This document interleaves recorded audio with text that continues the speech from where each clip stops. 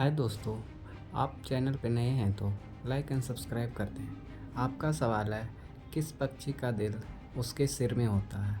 Option A humming bird, option B तोता, option C कौवा, option D झिंगुर जैसी मछली। अब आपके पास 5 सेकेंड है, अपने जवाब कमेंट करें। और आपका सही ऑप्शन है डी झिंगुर जैसी मछली। वास्तविक में कोई पक्षी नहीं, मज़ेदार फैक्ट वाला ये थोड़ा क्वेश्चन था। Thank you.